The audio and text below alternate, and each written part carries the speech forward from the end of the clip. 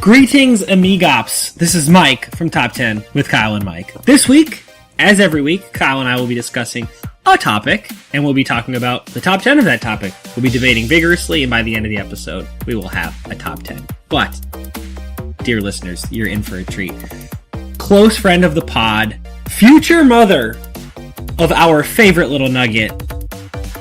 We're just going to be the weird, creepy pseudo-uncles. But our dear, dear friend Emma is guesting on this pod, and I have no idea what the hell she's going to talk about. I also don't know what sequence we'll be releasing these pods in, but I need to reveal to you we've had the distinct pleasure of recording 2 consecutive pods with our lovely friends, Quinn and Emma. So, Emma, what is today's topic? Okay, so my topic this week is one that is very dear to me, but was also a little bit excruciating to make. I'm going to do the top 10 best Disney sidekicks. Oh. Pew, pew, pew. Which was, as I mentioned, excruciating for a couple reasons. One of which there are approximately 50,000 of them. Mm-hmm. Yes. My initial list of ones that were real contenders was 17. Mm-hmm. So I will admit from the beginning that I am willing to move things around and change them because this was very hard. The other reason it was so difficult was because they're like childhood and adulthood best friends, and so I had to pick them and rank them, and it just felt cruel. I'm glad that we were able to outsource this one to you because I've had many people express interest in a topic like this, and I am confident that you will have given more thought, or you have more knowledge and a better way to attack this than either Mike or I could possibly ever have. So Utterly. We'll see. It was fun, but there are, I kid you not, I looked up Disney movies. There was a Wikipedia list. Granted, a lot of them weren't animated, and that is one of the rules here, is it has to be an animated movie. But in the 2000s alone, there were like 90-some movies released by Disney. So, putting this list together. More than you would think. It was so many. A question I have, are we including Disney Pixar? Yes. I made some ground rules, mostly for myself, to help me eliminate them. So I can run through those, but were you gonna ask something? I have a feeling you're probably going to answer it, and this might be a question that is somewhat unanswerable, like as a rule, but we'll just feel it out. But it's what exactly defines a sidekick? Because that's sort of a tough question. It was a tough question, and some of my rules do address that. Okay. But there's still, some of them are still a little, I had a hard time determining if they were a sidekick or a title character, but I'll go through the rules, and then if you have further questions, go ahead. Okay. So, first of all, I excluded humans, which only excludes a few of them, but they're some of my favorites, including Edna Mode, Kronk, and Frozone. Edna Mode. There's gonna be a lot of interjections in this pod. Yes. I said it can't be a main character, that one was tricky. So I eliminated Dory because she has her own movie. Yes, she's a good example. Yes. Go ahead. I'm sure we'll get into it. Even in Finding Nemo, Dory kind of functions less as a sidekick and almost as just it's like a 2-part main character. This is going to be kind of a weird line to discuss as we go forward. This was tough. I also eliminated Mike Wazowski for the same reason, because even though he is by definition a sidekick in the movie, his role is sidekick to Sully, in Monsters U, he's much more the main character, and he also is so crucial to absolutely everything that I did not put him on this list for that reason. Mm-hmm. Okay. Also, must be Disney or Disney Pixar, which I thought Despicable Me was. It is not, so Minions are not on here either. Alas, no. I also made the rule of 1 per movie, except for obvious pairs. Mm-hmm. That's a really good distinction. Really good distinction. Although it was also difficult. Yeah. And then, so I also said they have to play, although they cannot be main character, they have to play a significant role. They can't just be a quick cameo. And so, for example, to explain this one a little bit, as much as it pained me, I left out a lot of characters that I really love, pretty much any I'm gonna spoiler here, there's no Finding Nemo characters on this, and no Toy Story characters either, because there are so many individual ones, and no single one plays a really crucial role. We can discuss that later if you think that was too big of a swipe there, but I think this is like an ensemble rule. Yeah. All of the other toys in Toy Stories function essentially as a sidekick, but as a group. Yeah. So I couldn't pick just Slinky or just Ham or just Rex, although Rex is my favorite. Agreed. And then the final thing I try to do is I kind of try to take into account the success or like the popularity of the movie. Mm-hmm. So I had to eliminate some of my favorite ones because I'm afraid that they were just my favorite ones and they were too obscure or haven't reached the same level of fame as some of the other ones. So notoriety does matter. Yeah. So, okay, cool. So with that, do you have any questions or do you want me to go right into the bottom? I think when you get going, we'll start to feel it out a little bit. Okay. So, number 10 actually is from one of my least favorite Disney movies. Ooh. But it's Mater from Cars. Because he just is such a fabulous character, and even though I didn't love Cars, he cracks me up, even just when I think about him. He's ridiculous. Toe Mater? Yes, Toe Mater. And I haven't seen this one recently enough to really have a whole bunch to say about him, other than he just made the entire movie for me, because without him, the rest of it I wasn't a huge fan of. Well, I'm so down with this character because it's funny, I was reading an article about the making of Step Brothers the other day. Kyle, I'm guessing you may have seen this even if you didn't read it. And they were saying basically the whole idea of this movie was based off of somebody thinking it would be funny to see John C. Reilly and Will Ferrell in bunk beds together. And I feel the same about this Mater character. They were right. They were absolutely right. And I feel like the Mater character is just somebody saying, you know what would be really funny? Larry the Cable Guy doing stuff. And then they just sort of built up around it. And the idea of Larry the Cable Guy voicing a truck called Toe Mater is just, it's beautiful. Like, and they really stick the landing on the execution too. He's hilarious. Yeah. It continues that trend well, Mike, that you and I discussed in the Incredibles 2 pod, wherein they get perfect voice actors and usually people that are not superstars, but absolutely. You're so right. Mater does a really good job of defining exactly what we're talking about here because there is an ensemble cast in Cars. But Mater is specifically amongst that group McQueen's sidekick. Yes. Yeah. They're a combo, and McQueen is obviously our protagonist, and Mater is obviously a sidekick. Right. Mm-hmm. Exactly. Yeah, for sure. Good pick. I think Mater is the highlight of those movies. So. Absolutely. Of all of them. I never saw the third one, but the first Nor did I. I don't think most people did. But shall I move to number 9? Yeah. For number 9, I had Sebastian from The Little Mermaid. Oh, I love Sebastian. I love Sebastian. And I looked at a lot of other top however many lists online, and then a lot of them Flounder made the list, but I just like Sebastian. Flounder just kind of, like, he is a sidekick, but he doesn't have much personality. So I put Sebastian. I'm just gonna throw, as an honorable mention in here, Scuttle the seagull, because he makes me giggle when he's yodeling or whatever he's doing all the time. He's hysterical. But Sebastian, I think, is a better sidekick. And, yeah, just a really fantastic little crab. My quibble with Sebastian, and this is nitpicking, Fine. I think Sebastian functions more as, like, a mentor role for Ariel, whereas Flounder is, like, kind of the definition of a sidekick, where he's just always right next to her. That is fair. And kind of, like, blindly supports her no matter what, even though he is a bit of a worry guppy. That's how she calls him. He's always such a worry guppy or something like that. But I agree, like, I love Sebastian far more than I love Flounder. That's fair, yeah. I may have done that a couple of other times on this list, I'm not sure. The quality I think wills out a little bit over the role here. Like Sebastian is clearly the superior bit character, whatever you want to call it, even if he's not strictly the sidekick. He's the stronger character here. But we can discuss that further when we go to the final ranking, because I did say it was sidekicks. Whatever, it's nitpicking, and it may just mean that he ends up lower on the list or whatever. Yeah. But it's number 9. Yeah, is his what would you describe his accent? Is that like Cajun? Like what is? I think it's like Caribbean. I think.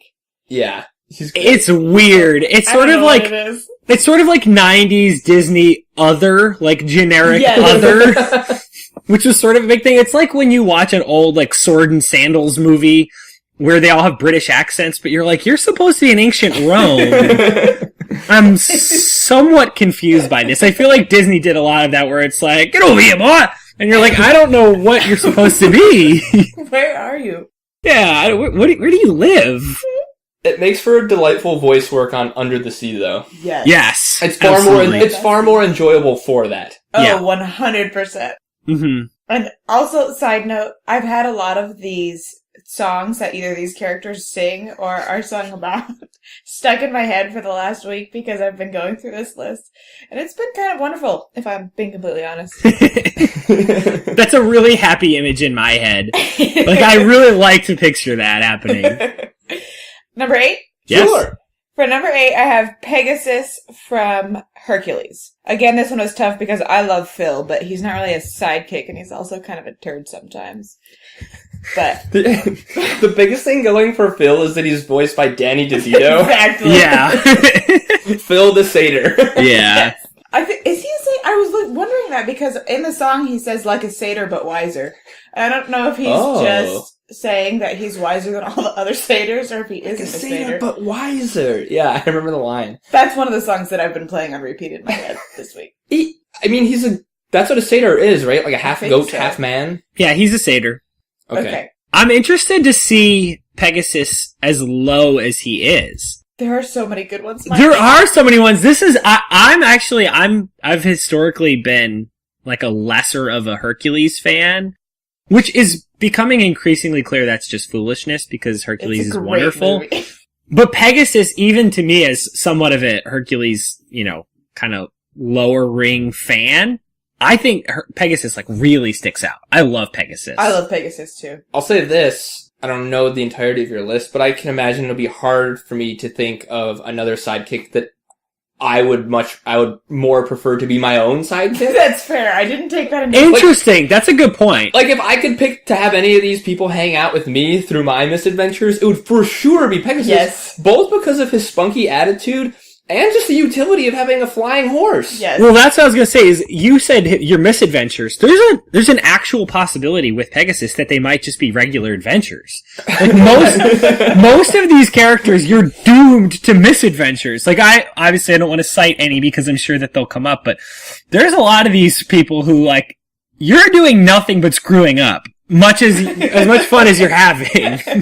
Pegasus is fantastic. I remember wanting one when I was little. I wanted my own Pegasus. Yeah. Pegasus Actually, still. I think also hits out of his weight. In fact, that would be great. Yeah, if we could get on that. That'd be great. I think Pegasus out hits his weight class too because he's got a lot of like really funny moments. He's a lot of the physical comedy in this movie. Yeah. And so he gets a lot done without the advantage that a lot of these sidekicks have in that he can't talk. That's true. It's a really impressive performance from our favorite flying horse. That is I'm with very you. True. That's actually a really good point. And I'm willing to move things around here. In fact, I think these bottom 5 I rearranged like 4 times last night. So we'll discuss. Hercules just generally is strangely underrated. I think Meg doesn't get as much love as she deserves. Agreed. I think James Woods' Hades is Hysterical. so funny, and Pain and Panic. I love it. You're wearing his merchandise! They're just slurping on the cups. He's got the samples. It's also just it's a stupid, clever movie, and I would be in big trouble if I didn't mention that Allegius has been firmly aboard the Hercules is the best Disney animated train for a long time. She really, really loves it. It's her favorite. Shots fired. So many clever lines. Somebody call IXII! that guy, it's the best thing since they put the pocket in the pita. Or that creepy guy in Thieves is, you want to buy a sundial? Get out of here. We quote that far more than is appropriate for life. You wouldn't think that would come up so often. And yet. It does. Quite frequently. Whew. Anyways, Pegasus at number 8. Yes. Number 7 is a pair, actually. I have Lumiere and Cogsworth from Beauty and the Beast. Mm-hmm. Okay, see, I wrote Lumiere immediately. I also love Cogsworth, but like, to me, this is the Lumiere show. And that's fine. I had to put an asterisk with these two, though, because technically they are humans trapped in the body of a not human. Certainly a technicality I'm willing to overlook. We're gonna let this one fly. Okay. And I always in my head have the two of them together, but if we want to shunt Cogsworth, that's fine, because... No, they're definitely a pair.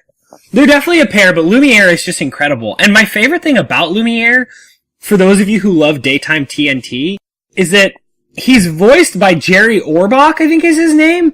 The guy who plays, like, the super hardened detective on Law & Order who's like, well, right after they shoved the broomstick into her ear, that's when they cut her feet off.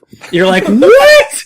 And then Lumiere is just, like, being a goofy French, like, candelabra. It's just very odd. Come on, let us go to the drawing room! Yeah. I think one of my favorite things about Lumiere is his little affair with the feather duster. Yes! The French maid. Yeah. Yeah, it's a very French situation happening there. Yes. Like a very stereotypically, like most of these, like 90s French situations. This is like all that the Disney people could think of to make fun of the French.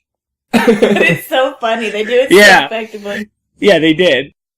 And I love that the other candlesticks are his hands, and he just, like, wields these, and the flames go out sometimes. Yep. It's just... I love when the flames go out. I think a really significant part of the magic of that movie is that they really successfully anthropomorphized all of these household objects. And one of the greatest joys of that film for me is at the end when they become humans and you... Yes! How clearly they tied together certain physical aspects of the way they dress or the way they look. Yes. Like... The character of Lumiere when he becomes a human, his head is really tall and narrow, like a candlestick, and like the cufflinks, or whatever it is. I also think it's important that Lumiere actually stays on this list with Cogsworth, because the two of them together is kind of what makes the character. That's true. But Cogsworth fills that role of a lot of Disney sidekicks as like the fretter. Mm-hmm. Lumiere is the Ferris Bueller to Cogsworth is Cameron, you know? Yeah, that's a good way of putting it. This is not a fair reason to give Lumiere more of a boost, but if anybody's ever seen the live action, like a play of Beauty and the Beast or anything, the way that they end up dressing a human up, like an actual actor in a live action situation, to look like a candelabra or candlestick is just so joyous that I can't help but like look at Lumiere and just smile because they picture like Cameron, Kyle's younger brother, dressed up like a candle, and it just makes me really happy. It's a human dressed as a human trapped in a candlestick. Yeah, it's very meta. It's like surprisingly meta. Yeah, it's like Robert Downey Jr. in Tropic Thunder, who's playing an Australian actor playing a black man in Vietnam. Yeah, he's just a dude playing a dude. Kirk Lazarus. Yeah. All right, we're sufficiently off track. Yeah. Yes, definitely.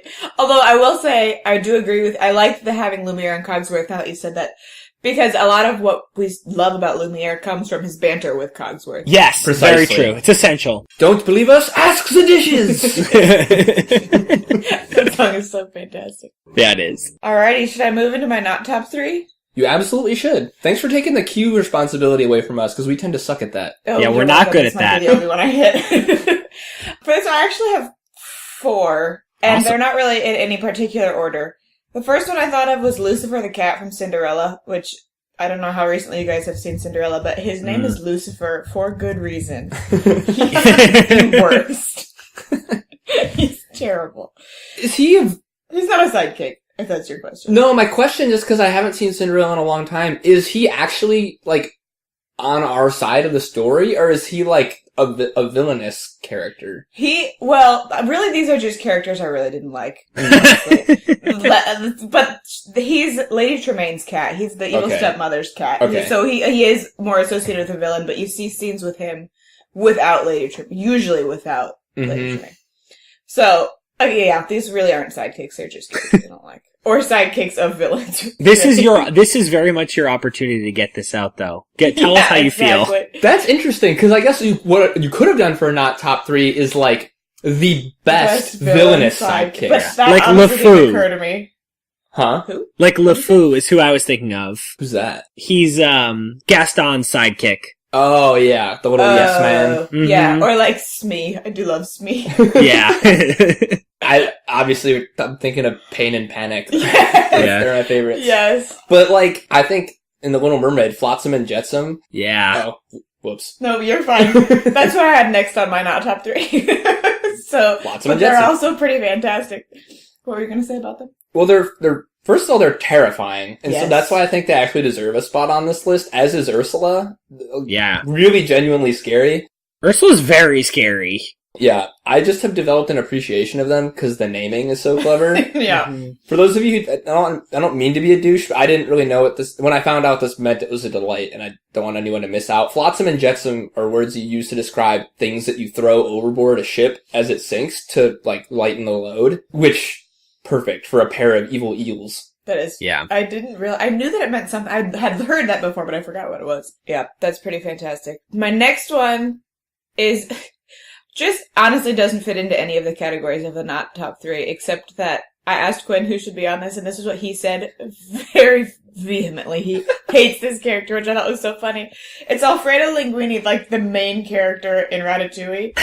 And just because he is a limp noodle as a human. He's just not, he has no value except that he houses a mouse under his hat. That helps him cook. He is kind of a weenie. He is. And he's very aptly named. Yeah, and he's not really redeemed as a weenie, right? Like, No! Yeah. His arc is very subservient to Remy's, but not in, like, a particularly satisfying way at all. Yeah, you're right, he sucks. And I had never really realized that. I didn't have a strong opinion on him until Quinn was just so adamant that he was the worst. I don't like him because one time someone said that I looked like him. I think because my nose is kind of big, and my hair at the time was pretty voluminous, but not red.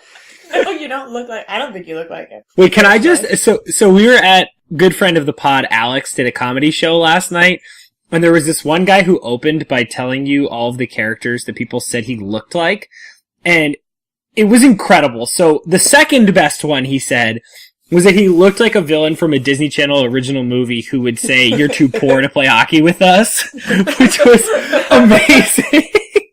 But number one, the best thing he said was he thought some people think he looks like an animated rendering of the moon, like with a face. And it was like the greatest thing I'd ever heard. Cause you felt insulted by being called that. Somebody told him he looked like an animated movie picture of a moon. It was so great. What's great though is now I know what this guy looks like. Yeah, you know exactly what he looks like. Yeah. That's really good. I really like that. I'm trying to determine if he just has a really round moon face or if it's like a crescent moon, because most animated moons are like... Really prominent chin. Really prominent pointy chin. He has a round face with a pointy chin and spiky eyebrows, so he looks like a douche who would tell you can't play hockey with us because you're too poor. But he also looks like the moon in any face. Woof. Yeah. Oh, that's good. Good stuff. Yep. My not top three, the fourth person on here, this is a bit of a hot take, is Tinkerbell. I think this is just a personal thing. I can't stand her. I think she's super annoying.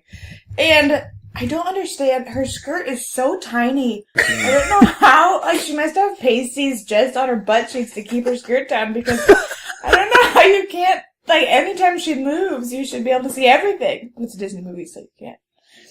But she's moody and she's not very nice and she's jealous and I'm not a fan of Tinkerbell, but I know a lot of people love her. She is sassy in like a kind of bratty way. I agree. That's true. That's interesting. Yeah, she's not like the new strong female Disney heroine, like strong, tough, doesn't take any guff from anybody. She's just kind of annoying. Yep. Yeah, I'm down with this. Counterpoint. She's possibly the most famous Disney sidekick. Like, she maybe should be on this list, but I don't like her, so I didn't put her there.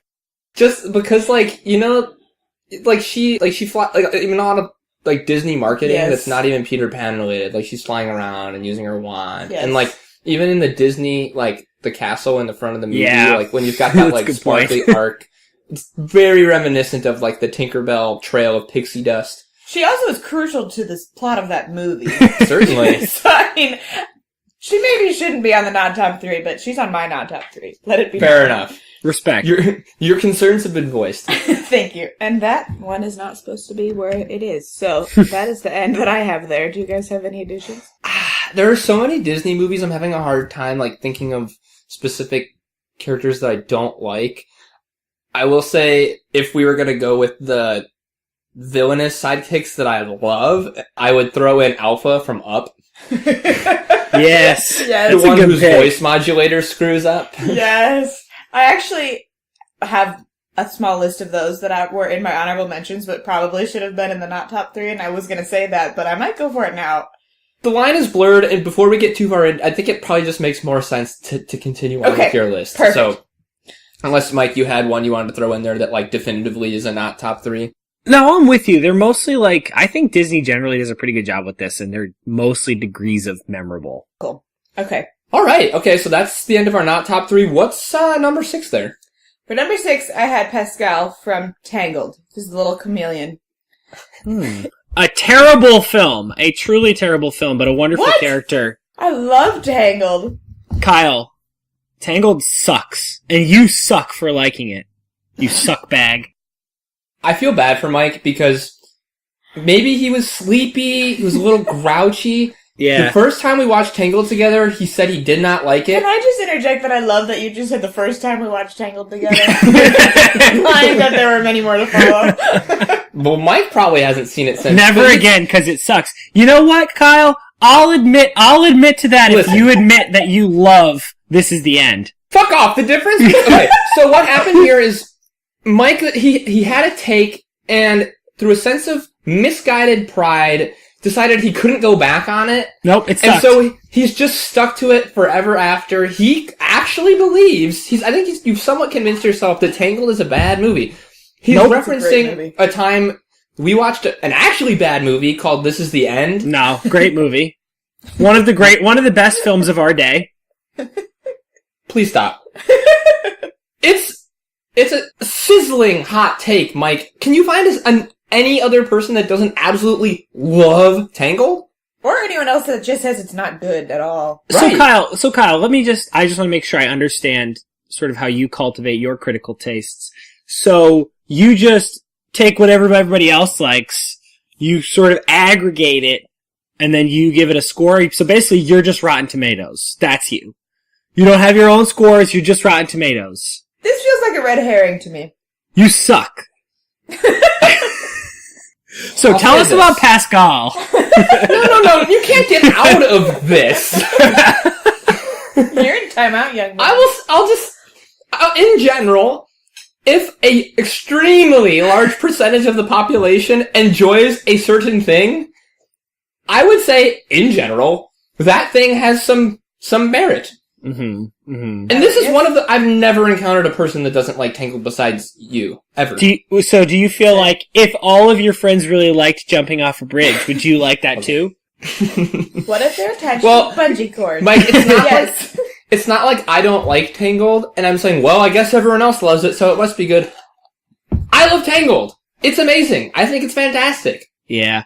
So alright. Well, I'll give you my honest assessment. Really what it is I was annoyed because everybody hailed this as the return of Disney princesses, and I disagree with that assessment. I think it's a decent movie. It's fine, but I don't think it's the return of Disney princesses. In my view, Frozen was the real return of Disney princesses, and people were just all too eager to anoint a halfway decent Disney, not Disney Pixar movie as the return of Disney. I don't think it was. I think that was Frozen. That to me was the problem. I think people jumped the gun a little bit. So it got hyped. It got too much hype, and it was fine. That might be fair. If people hadn't hyped it so much, I would have said that was a B. But because people hyped it so much, it was my expectations were up too high. Fair enough. So, at any rate, Pascal, tell us more. Pascal is adorable, first of all. That's big for me. Yeah. But I just love how he changes color based, he's a chameleon, so Yes. obviously he has to change color. But Yep. based on, what he's feeling, he turns red at one point and different shades of green, and I think, doesn't he get hit at one point and just goes through the colors of the rainbow or something? Yes. That is absolutely a thing that I happens. thought that was really clever. And he also, I believe, does not ever talk like Pegasus. But Nope. you still, there's so much emotion on his face, and he's always there, and when he sticks his tongue in Flynn's ear. That is... it's so fun. If we did a top 10 Tangled moments, that's 2 or 3. Yes. It's so funny. Yes, he's hysterical, and yeah, I loved Pascal. He's one of my I might even put him higher on this list for me personally. But Tangled, I don't think is as big as some of the other ones, other Disney movies. Yeah. So I left him.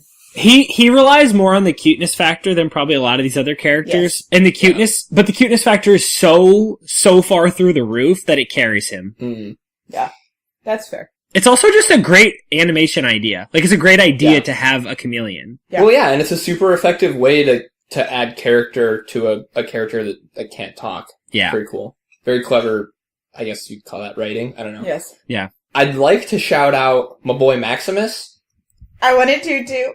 I have him listed with Pascal, but I thought Pascal was a better sidekick. And Is Maximus the horse? He's the horse that is essentially a dog. Yes, precisely. I think Maximus acquits himself very well in the film, but I'd like to shout out the short film wherein Pascal and Maximus manage to lose the wedding rings and have to run all over the town to reacquire them before it's time to present them at the altar. About that one. It's really delightful.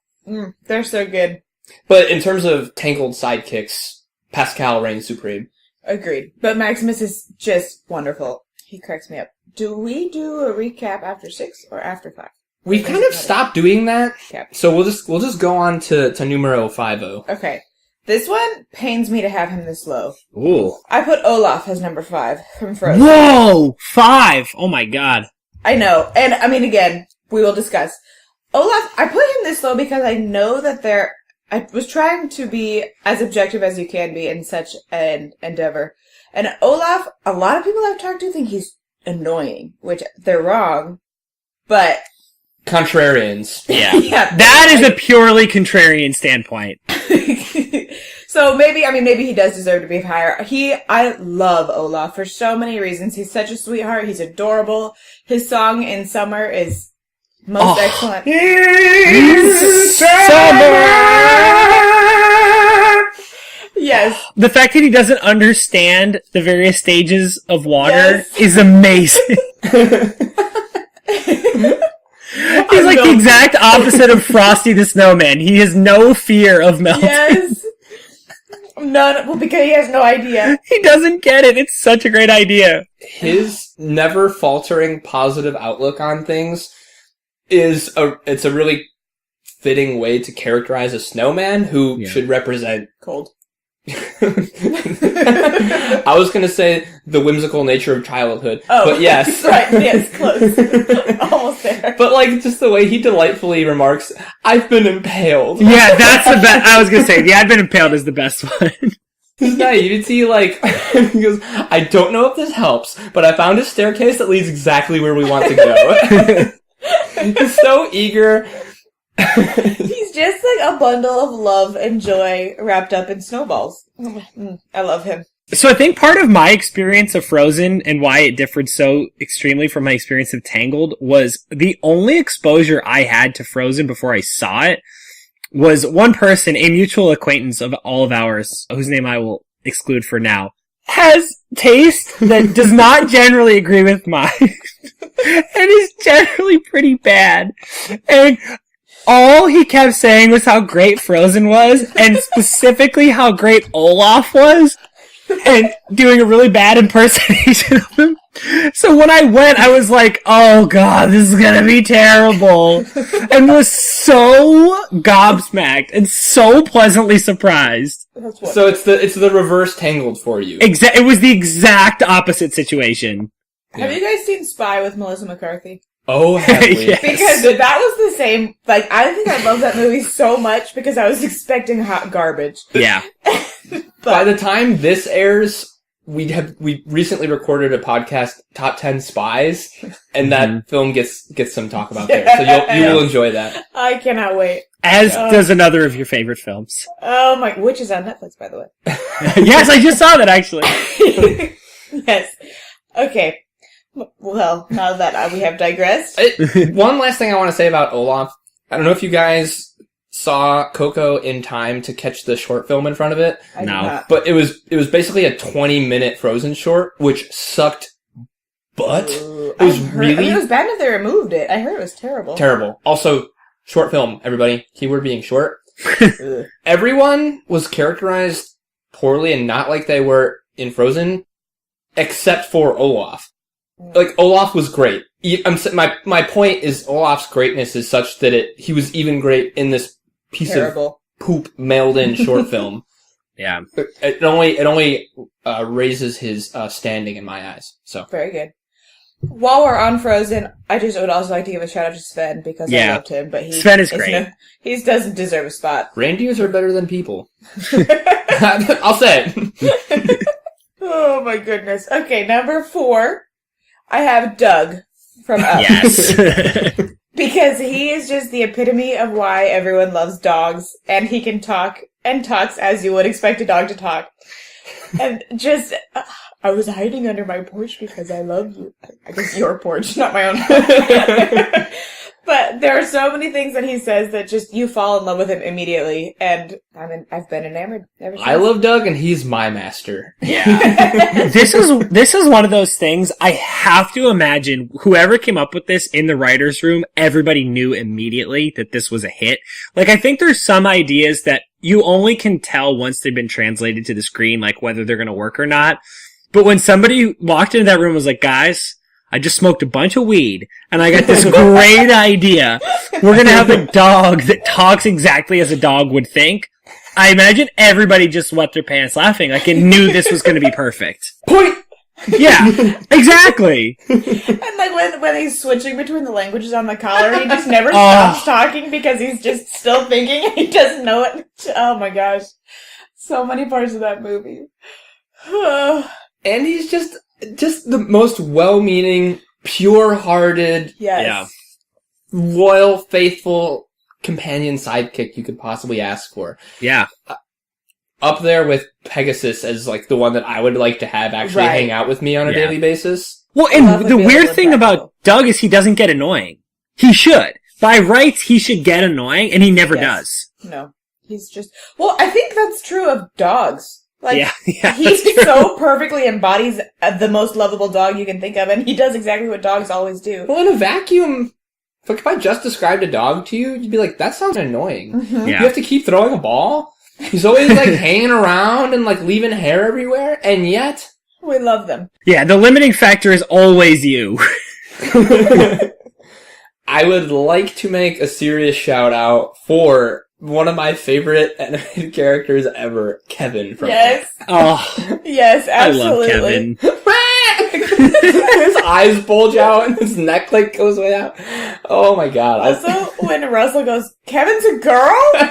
One of my favorite Disney lines ever. Yeah, apologies. Not his eyes, her eyes. Yes. You're right. Yes. Oh my goodness.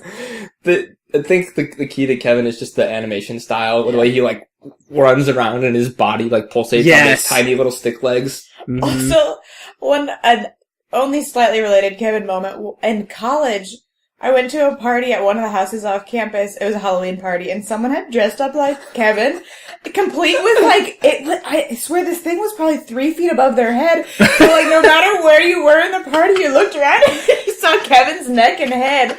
Because it's incredible! Feet above everybody else's head. What a hero. It was so fun. I don't remember who it was. I don't think I knew the person, but it absolutely made my night because of this Kevin costume. And think about the accountability you'd have at a party when dressed like Kevin, because like there's nothing you can do when you are like a 9-foot Kevin. Because everyone will notice. Like, let's say you're in like a sort of a nebulous relationship. Maybe you're dating, maybe you're not. You haven't decided. Like, you're not making out with somebody at that party. Because everybody... Logistically, it would be difficult. That is also very true. You're also the guy, like everybody at the party is like, oh, that dude's so cool, but I don't want to make out with him. Mm-hmm. Yeah. Like, I think it would regulate your behavior in a very positive way. Probably. Yeah. I also think, that would be a difficult costume to wear. I think they wore it for the entirety of the time they were there. Sounds exhausting. Wow. It had to be. If it was stable enough to stay standing. I don't know what it was. Yeah, to balance it, like your neck must be tired. I would think so. Wow. What a hero. Yeah. Agreed. 100%. Alrighty, should we move to number 3? Let's do honorable mentions. Yes. Okay, I have an extremely long list here, so I will fly through them, but feel free to interject. One that I wanted to put on this list, but I didn't because it was so recent, was Dante the dog from Coco. Yes. Mm-hmm. Because I feel like Coco just doesn't have, like, everybody knows it right now, but it doesn't have the longevity that a lot of these other characters do. Again, Toy Story, everyone, and Nemo, everyone. There was no one character that stood out to me. I had Lafayette and Napoleon from the Aristocats. Oh, I love the Aristocats. I love them, but they don't have a big enough role. Right. Also, the drunk Uncle Goose, Uncle Waldo. excellent. And a strikingly accurate portrayal of being shit-faced. Yes. Gus and Jacques from Cinderella. They might Love warrant them. actual consideration. They were, I think when I had my list down to like 12 or 13, they were still there. Fun fact, one of my good work friends has a dog who looks exactly like Gus, and its name is Gus. That's well named. Yes. I had Miko and Flit from Pocahontas. Ooh. The raccoon and the little hummingbird. Also, Percy the pug. This is one of the ones that I said should probably be on the not top 3, but I just love him. Because he's hilarious. He's so regal. He's so spoiled. I have Thumper from Bambi.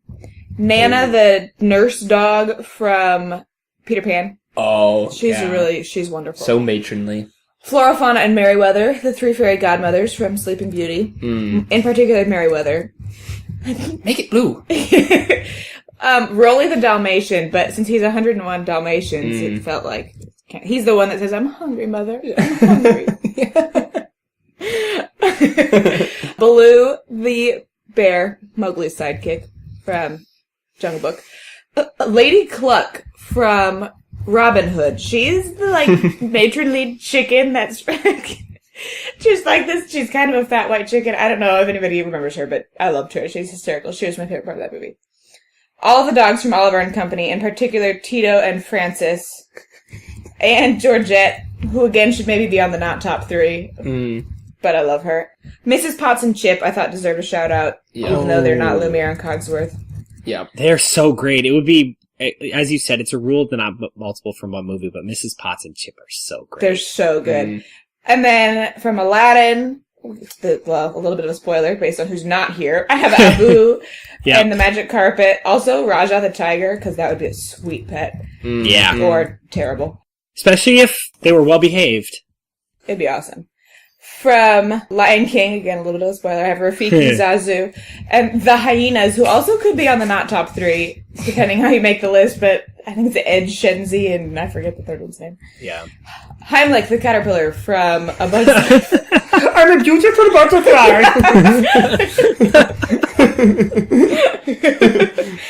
Also from Tarzan, Tantor the elephant, and Turk. While I was looking up, I love Turk. I love Turk too, but my favorite Tantor, I forgot about this. He yells at Turk something about when she gets over her emotional constipation, which just that phrase I wanted to mention because I thought it was hysterical. We're noting that Turk is voiced by Rosie O'Donnell. Yes. Yeah. I was it's funny. I was thinking of Turk when you started mentioning this list. I was trying to remember who it was. I'm glad you reminded me because I knew it was somebody you didn't expect. Yes. They're hysterical. I'm almost done. I'm sorry, guys. No, please. This is joyous. This is amazing. From Monsters, Inc., Roz, I'm watching you, Wazowski. You didn't turn in your paperwork last night. And the Abominable Snowman. Oh, I love the Abominable Snowman. Me too. Voiced by John Ratzenberger. Yes. Yeah. Why not the Agreeable Snowman? Did you guys ever see Princess and the Frog? I did not. Most people haven't, No. which is why I couldn't even consider this for the list. But Louis, if you ever watch it, Louis and Ray are fantastic sidekicks. Louis is a big, lovable alligator that might be a crocodile who plays the trumpet. I think it's the trumpet. I was gonna say, those feel like very obvious jazz references. Yes. That's cool. Yeah. Yes, and Ray is a lightning bug who has fallen in love with Evangeline, who I think, they lead you to believe she's not really real. She's a star, and he sings to her every night, and it's this very sweet little love story. Wow. And then I like that. Yeah, it's wonderful. This one, I figured I needed to mention because a lot of lists that I looked up listed her, but I have not seen this movie. It's from Wreck-It Ralph, Vanellope von Schweetz. So I can't really speak to whether or not she deserves to be on there, but we can discuss it. She was good. You have not seen Wreck-It Ralph? I have not seen Wreck-It Ralph. This is weird. I don't know why, because I've seen nearly every other animated Disney movie, if not every. I'm not going to chastise you, because I know it's not for lack of want or desire. I will say that Wreck-It Ralph is one of those movies that kind of snuck up on me, and I really, really liked. That's what I've heard, and I think it may or may not be on Netflix, but I know the sequel's coming out, so I've been telling Quinn for the last few weeks that I need to watch it, and that I haven't. But Kyle, we watched that for the first time as a sub-movie, right? Correct. Yeah, I felt the same way. I think we all went in with, very low expectations. Dylan hated it. He did. Well, But we went in with low expectations and were very pleasantly surprised. Yes. Very good. Well, it's on my list. I'll watch it. And if you think she deserves to be on this list, potentially, but I don't know. She's a good honorable mention. No, yeah, she's right where she belongs. Also, the big crab from Moana. I can't remember his name, but he's voiced by one of the people from Flight of the Conchords. Yeah, oh, it's wow. Jermaine, I can't remember. It's Jermaine. He's the one that does that whole, like, the bit about shiny things. Or... Yes. He's not really a sidekick or a villain. He's just like goofy. Kind of a cameo. Like, he just shows up and he's very, very funny. I would like to add, I don't even remember the name, but the chicken. Hey. He was on, yeah. Also, the little pig was on for maybe like 12 seconds. I think his name was Pua. And he was so cute, and I really hoped he'd show up more, but he didn't, so. Mm. And then, my last one, I believe, is Flash from Zootopia. Flash, 100-yard dash. Flash, 100-yard dash. So. Did you see Zootopia, Mike? I still haven't seen it, pathetically. I feel like you would like that one. I know. I've heard it's so good. After Frozen, it's like the best animated feature I've seen. Well, now I've seen Incredibles 2. Zootopia, it was the best animated film between Frozen and Incredibles 2. It's really good, very clever. And it also actually touches on real life issues. Like you talked about in the Incredibles 2 podcast. This one does a little bit, I don't think quite as much. Well, maybe, actually. The whole theme of the movie is, I think you'd like it because this is a pretty pointed. It's like social criticism. Yeah, it's very good. Okay. Alright, I'm checking it out. And you'd love Flash, because he's perfect. Especially that scene at the end, in the car. Yep. Okay. Alright. Did I miss any? Well, if so, we'll do ours after you've done your whole list. That's right. So, let's move into our top 3. Number 3, my lord! 3! I have Mushu from Mulan. Yes! Yes. Hyken, I don't even know where to start with him. He has so many lines that just crack me up. I love the scene where he's pretending to be huge in the dragon. He lights the fire and uses his shadow. Yep. And I'm your worst nightmare. And he's so wants to be a big dragon. He just is this tiny little lizard, essentially. And I love him.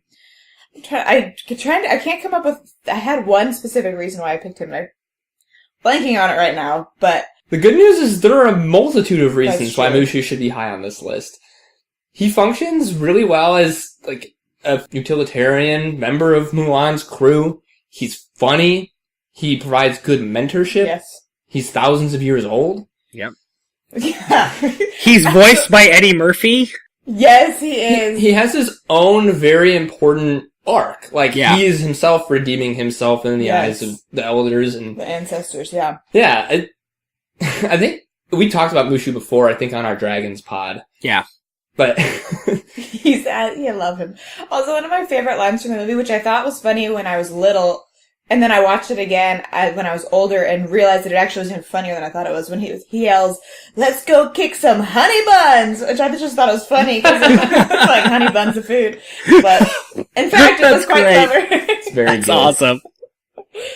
But, yeah, that was one of my favorite Mushu moments. Along with the rest of them, really. Yeah, Mushu is incredible, and I really like to think that the Mushu performance is the reason that we even got Donkey, which probably bumps Mushu even higher on this list. Because, like, the fact that somebody realized making an animated character that seems nothing like Eddie Murphy, and having it be voiced by Eddie Murphy, it's brilliant. It's amazing. And I think you could argue that Mushu gets less annoying. I love Donkey, don't get me wrong, but some people get annoyed by him, and I can see why. Yeah. But with Mushu, I don't think it ever gets old, personally. No. God, no. There's also only one movie, but... Oh, there are two. There are two. The second one is not worth watching. It is hot garbage. Was that like a direct to VHS thing? Probably. Yeah. It's been out for a long time, and it really is not good. I'm really excited to see how they do Mushu in the live-action Mulan. Also, the live-action Mulan sounds like it will be terrifying. Yeah, well, it's the fucking Huns. Yeah. Scary. Yeah, seriously. I don't know that I want to see the live-action Mulan, but we'll see. Yeah, this will be a you and Quinn go together and leave the baby at home. Yes, probably. Most likely. Yeah. Shouts to Cricky, the cricket. Yes. Yes, I love Cricky. Also the matchmaker. Yeah. Yeah. Who's spitting her bean curd? Or no, that's her grandma that says that. Yeah, the grandma's Yeah. fantastic. Also, do you want to stay for dinner? Do you want to stay forever? Yeah. Also, the gang of like dudes she hangs out with, Yes. they're so much fun. I love them. Especially Poe, the enormous one that's so gentle and just wants to eat. Kind of I like that. love the line in the song, "A Girl Worth Fighting For." It says, "I could not care less what she looks like.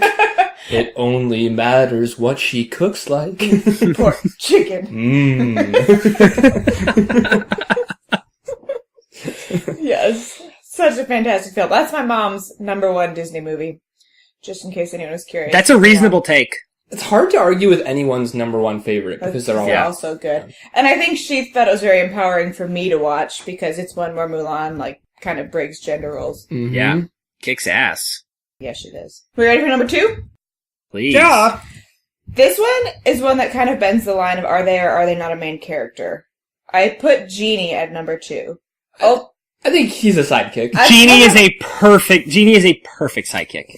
but he plays such a big role in the movie that I was like, okay, is he too important? But I agree. I mean, he is a sidekick. He's who helps Aladdin, and it's Robin Williams, who is one of my all-time favorite actors. And I would love to know how much of what Genie says is scripted and how much was just made up on the spot. Nothing. It's just, he's so funny, and I haven't seen this movie in years, so I'd love to watch it again now because I'm sure there's more that he says that I would appreciate. But Prince Ali, that song is so excellent. What's the one that he's singing in the cave where he's explaining who he is? Do you know what song I'm talking about? Oh, I yeah. can't think of the name of it off the top of my head. But he flips through all of these accents as Robin Williams often does. Yeah. And it just, every single time I hear it, it cracks me up even more. I love Genie. You ain't never had a friend, ever had a friend. Yes. Yeah. Yeah. Well, you hit on it immediately. Like, the fact that whoever made this movie, whoever the director was, decided to let Robin Williams be Robin Williams is why this character's so great. Because it's just Robin Williams talking through so an animated blue face. It's amazing. He's so good. I like that he only refers to Aladdin as Al. Yes. I forgot about You got one more wish, Al! he's so well intentioned and he so wants to help Aladdin. And I think that's what makes the ending so beautiful. Like, he's resigned himself to, like, this life of service and, like, is at a point where he can derive joy out of helping Aladdin. yes. Yeah. And so it's all the better when he sets him free. It's a really satisfying arc for Genie. I agree. Yeah. It's just so But he's, funny. of these sidekicks, he's without question the funniest. Oh, Yeah. yeah. Yes. Because Robin Williams Yeah. is, without question, one of the funniest humans I think that ever lived. Yeah. Although, it also makes me very sad every time I watch a Robin Williams movie now. Yeah. But also, it also makes you happy. I feel like Yeah. it makes me happy because it's cool to see him doing what he was very obviously intended to do. Like, Yes. for me, the movie that always just is best for me is watching Mrs. Doubtfire. Like, there is nobody else, I think, in the history of pop culture who could have played that role and made it anything like what Robin Williams did. Like, I Yes. think so many other people, it would have been kitschy, or you wouldn't have Creepy. believed, you wouldn't have believed either the Daniel character or the Mrs. Doubtfire character, but he made you believe both of them, and that's just the magic of him. He makes you, the Genie character, you believe everything he does because Robin Williams is just Yes. so talented. And I actually talked about this, ran through this list with Quinn, who has never seen Mrs. Doubtfire, by the way, I found out this week, and chastised him Oh for my it, goodness. and told him that's probably the next movie we will be watching. It's one of my but- favorites. I know, it's so good. It's so funny. But when I was telling him this, I didn't realize he hadn't seen it, and I was talking about the scene right near the beginning of the movie. I can't remember if he's, like, trying to get the acting position, but when he, like, pretends to be a hot dog, or, well, I don't even remember exactly When what he the just line goes, is. Yes! And it was we're so all posing right now. funny. They were clever in that movie because they found a couple of scenarios where it made sense to just rapid fire do a bunch of Yes. these things. Yes. So in the job interview, Mhm. and then when he's repeatedly calling his ex-wife and pretending to be different people. Because I used to be Get back in your cell! Yeah, I used to be one. I don't work with the boys because I used to be one. I am Job. Job. I am Job. Kyle, I got a question for you. After you box him, what comes next? You ship him. Don't be a dick.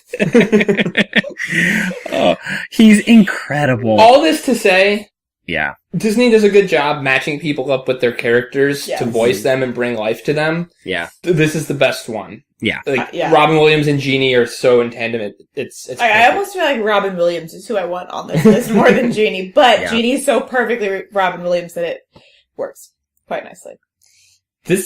Talking about Aladdin reminds me, I think actually fitting for our not top 3 would have been Iago, Jafar's hook parrot or whatever he is. Yeah. Iago. Anyways, that brings us to number 1, who I think I know who it is. I suspect I might know as well. Yeah. Number 1, Eyes a Pair, Timon and Pumbaa from The Lion King. Yes. Who, I had Genie above them for a little while, but I just think they're so classically the sidekicks, and their banter is so funny. Like, individually, they're both hilarious. Did you guys ever see Lion King 1.5? I did. Yes. Good. I think that's one that a lot of people haven't seen, and it is, I almost like it as much as I think it's funnier than the other Lion Kings. It is funnier. I don't know that it's not, as a movie, better, but it cracks me up, and that one, I think in particular, was when I really cultivated my love for Timon and Pumbaa, because they're hysterical. Also, the song that Pumbaa sings, I guess both of them sing, When I Was a Young Warthog. When I was a young warthog! My friends never stand downwind! When he farts and that whole row of creatures just passes out. Oh, the shame! I'm changing my name! Oh, I can sing that entire song for you. And do often with my sisters. I don't know if you guys are aware of this, but they're doing a live-action Lion King as well. And they're getting Seth Rogen to do Pumbaa. That's amazing. I didn't know that was Seth Rogen. He is Pumbaa. Yeah. Also, the Broadway version of Lion King is unbelievable. Like, a lot of people will tell you that's, like, probably the most actually successful Broadway play maybe ever. It's been going for how long now? A long time. It's a long 20 time. years, Because we saw that on Broadway in New York. Yeah. And it was just, I forget how, I was probably somewhere between 3rd and 5th grade, and I was just blown away. And Timon and Pumbaa in that were just as spectacular as they are in the movie. Yeah. I think Lion King 1.5, though, is crucial to my love for them because it explains so many parts of the other movies through their eyes and how they actually played a role in it. Like, I think that farting scene, that came from Lion King 1.5, right? Because that, in the first movie, it just looks like everyone's bowing down to Simba. But it's actually because Pumbaa farts, and so they faint in the row, and then everyone thinks they're bowing, so then everyone else bows. It just, I love them.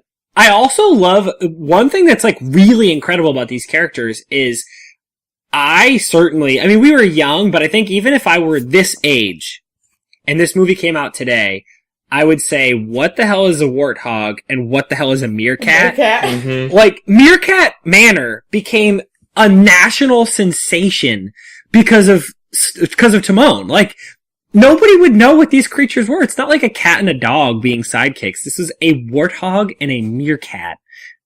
And they worked. That's incredible, because the thing about most of these creatures is that they use some of their built-in characteristics that people assume about them to characterize them. Like, Doug is a perfect example. There's really no characterization needed. It's a dog. But Timon and Pumbaa are fully their own creatures. Yes, I'm Googling right now because I'm pretty sure Pumbaa, the word means, like, best friend. Oh, no, I'm wrong. No. This is even better. I knew that a lot of these characters meant, like, their names are Swahili words. Mm-hmm. Pumbaa means to be foolish, silly, weak-minded, careless, and negligent. Oh my god. And Timon is a historical Greek name, which means he who respects. Which I thought that was entertaining. I like that a lot. Also, in Jungle Book, actually, a lot of their names are exactly what they are, which I learned while making this list. I think that's true of Shere Khan. Yeah. At least. And it's a lot of, and like Ka means specifically that type of snake. Mm-hmm. Wow. And there's a lot of them like that in that movie. I didn't know that. That's Mowgli cool. means feral child or something like that. Man cub. Yes. So, there you have it. That's my list. beautiful. You were a damn gem. Thank you for putting as much work into this as you have. I only have a couple of things to mention. One that doesn't count because it's exactly what you said, because it's a group, is the Seven Dwarves. Because they don't really function as sidekicks so much as they are. I also wrote that too. There's also 7 of them. Correct. Yeah. Yes. Well, I guess that is, by definition, a group. Mm-hmm. Is what you were saying. But thought they deserved a shout out. Yes. The other one I have, people don't really think of this as a Disney movie. Did you guys see Big Hero 6?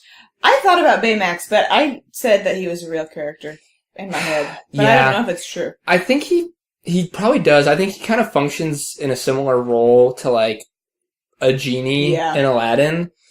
I don't think he technically, I think technically speaking, he would fit on the list. I don't think he's top 10, but I really love that character, and I loved the idea of a relationship with a robot like that. So that's one of my personal favorites. I don't think that's a top 10 one, but that was another movie that I didn't really have any high expectations when I went in. Yeah. I didn't really understand what it was about, and it was a really, really good one. I didn't realize this until after I'd seen it. Big Hero 6 is actually a Marvel property. It's really? Yeah. It's like when you read like lists of like Marvel things, Big Hero 6 gets thrown in there sometimes, and it's like I don't associate the two. Yeah. Anyways, I love Baymax. The only other thing I would not even add is just I think we would need to revisit either Baloo or Bagheera from the Jungle Book. Yes. Yeah. But then they were ones that, well, again, I looked up a lot of lists and they were high on there, but not on all of them, and I wasn't sure. And I think those ones I haven't seen in a long time, and that was not my favorite movie, personally.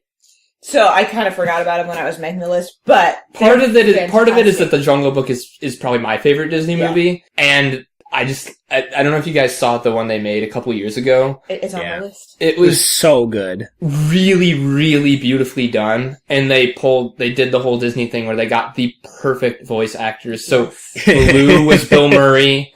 Christopher Walken was King Louie. Oh my god. It was so odd to hear a New York accent on Ho! Man cub! I wanna walk like you! Ho!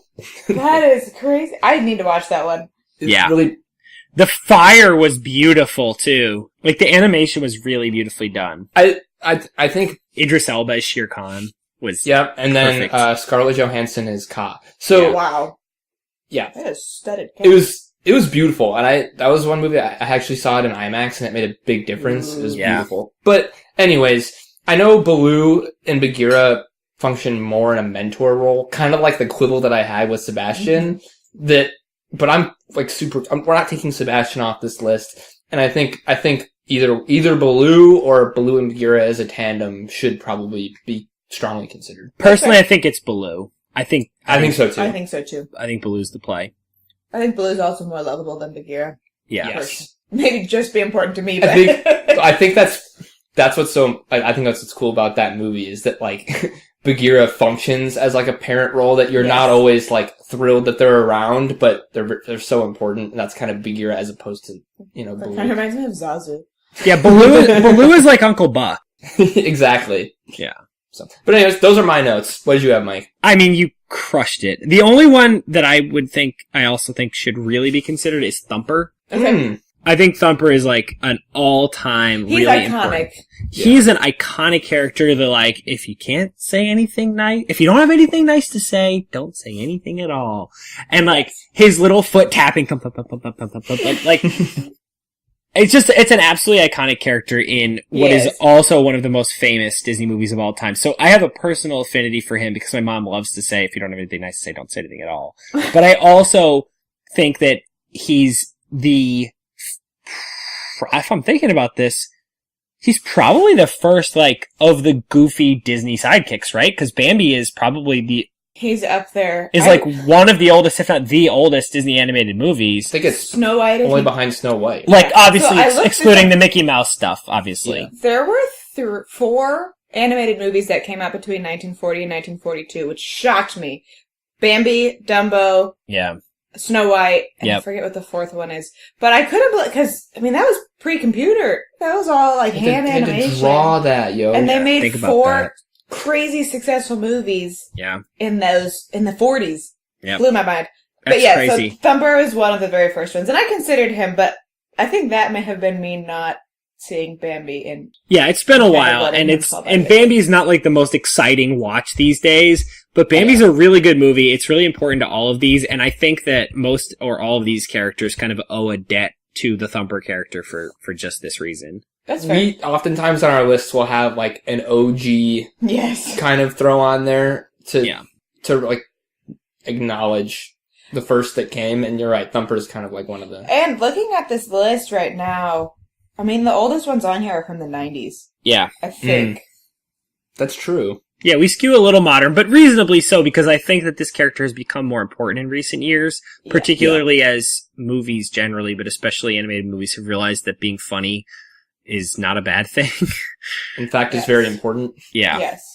So I would be perfectly fine putting Thumper on here somewhere. So, Kyle, did we just land on we think Thumper and Baloo are the ads? Oh, also, I just would like to shout out to Flower the Skunk because Yes! I love Flower. that's all I have to say. Go ahead. Continue. I think so, Mike. I think Yeah. those are the only two that I'm serious should be thrown on here. Yeah. Looking at this for vulnerabilities, it's very difficult, but Yeah. I would say I think Mater, I think you had correctly at 10. Yep. I think he might Yeah. just get pushed to 11 or 12. Yeah. Yep. The only other one that I think it's weird because I love the character so much, and obviously you do as well. I think Pascal, just because of just the notoriety thing. Like, I struggled. That's why I wasn't sure that he deserved to be that high. I just think he's a great character, but just looking below him, like, we can't possibly have a list that includes Pascal that doesn't include Lumiere, Pegasus, or Sebastian. I agree. Right? Yeah, Like, Yeah. I agree. no, I'm with you. and I think that's true of everyone above him too. He's falling, in my opinion, will fall victim to what is a truly stacked list. Yeah. Like, ridiculously stacked. And Kyle, when we talk about fitting characters in, do you think there's any merit to literally just sliding Thumper in at 10 and Baloo in at 6? I think Thumper should go in at 10. I would put Baloo over Doug and Olaf, I think. Okay. Whoa. So you put Baloo at 4. Doug at 5. Olaf at 6. I would think I'm skewing towards what I consider to be the classic Disney animated films. That's fair. Yeah. And I'm like Baloo. I'm confident that in 30 years people will remember Doug and Olaf just as much as we talk about Baloo now. Yeah. But the longevity of the character and his association with the Bare Necessities, which if we did a Such top, good song. I think someday we will probably do a top 10 Disney song podcast, and Yeah. Bare Necessities Podcast. is top 3 probably. So Yeah. I would stump for Baloo to be very high, but I'm open to discussing that. I like Baloo at 4. I'm with you. All right, so let's do this then. I think Timon and Pumbaa are definitives at Yeah. I 1. think so. I think Genie's a clear number 2. I think your top 3 were perfect. Mushu Yeah. 3. Agreed. We're putting Baloo in at 4. Yep. Mm-hmm. This, I yeah. struggled with Doug and Olaf this high because they are, like, they're more recent. Again, they don't have the longevity factor, but they're so fantastic. I don't know. I could be convinced to move them, but I also think that they might be better characters. I don't know. What do you guys think? I really like the way it's set up. I was just like leaning towards bumping Lumiere and Cogsworth up a little bit just because of how classic they are, but we've just done that with Baloo, and you're right. I think let's leave it as is. Let's do Doug, then Olaf, then Lumiere. Okay. Doug, Olaf, Lumiere. So then we have Pegasus, Sebastian, and Thumper. How do we like that? How do we like the order? Are you of okay with 7 having through 10? Pegasus that low, Mike? Yeah, I think it's reasonable. I mean, this is, as Kyle said, this is an almighty list. This is stacked. This is like the strongest to put Sebastian at 9. Yeah. Like, Yeah. holy shit. Any list where Sebastian is 9 is, wow. So that, I think, is a definitive list of Disney sidekicks. It feels like it. I can't believe we made it this far in the pod and only just now heard that noise come out of you, Emma. And that was kind of a quiet one. Could you just do like a loud one just so that, just so. Yeah, for the listeners, the fact that Emma has only made that noise just now is, I assume, some sort of, like, extreme statistical outlier. I don't know how many standard deviations away from the norm we are right now, but it feels like a lot. Kyle, you're the math guy on the pod. We're pretty far, right? This is unprecedented. Yeah. And to be clear for the listeners, I'm assuming I know the origins of this. This is the baby mama who's going to be taking dangerous Western medicine and using an epidural for their own selfish comfort. And she's on the medicine ball bouncing up and down. Ooh, ooh, as she points to her own uterus. Yep. Yes, okay. Just making where sure. that comes from, absolutely. But insert that noise into, like, any flag football. It's a celebratory noise. Yeah. Which I think is the only reason it hasn't showed up, because I knew it was coming. I made the list. Good point. Otherwise, it would have likely shown up earlier. Yeah. Well, this is beautiful, Emma. Would you like to recount our top 10 Disney sidekicks? Yes. Should I go from the bottom or the top? Yeah, let's do 10 to 1. Okay, number 10, Thumper from Bambi. Number 9, Sebastian from The Little Mermaid. Number 8, Pegasus from Hercules. Number 7, Lumiere and Cogsworth from Beauty and the Beast. Number 6, Olaf from Frozen. Number 5, Doug from Up. Number 4, Baloo from The Jungle Book. Number 3, Mushu from Mulan. Number 2, Genie from Aladdin. And number 1, the winners, Timon and Pumbaa from The Lion King. Beautiful. Wow. I'd like to note that Emma, as a lot of our guests have done, put us to shame with the amount of effort put into this. Yeah. While we were enjoying a nice, heated game of Catan last night, Emma was hard at work refining her list deep into the night. So- That is just because I love Disney movies so much, I couldn't possibly not. Yeah. a labor of love, and it shows. It's Thank like you. lose You're very yourself. welcome. You got your one shot. You got to capture it or let it slip. This is big. There are like 7 people who are going to hear this. It's big. You got to get it right. 2 of them being my dad and my husband. Yeah. That's right. Well, again, thank you, Emma. We're glad that we finally got you on the pod. Thank you so much for having me. This has been a blast. Alrighty. Thanks, Emma. Later, buddy. All right. Adios. Later. Alrighty, friends. That was our top 10 for this week, but now we'd love to hear your top 10. So please check us out on all of our available social media outlets, traditional outlets, whatever outlets we have. Check us out on Twitter at top10km. That's all spelled out, top10km.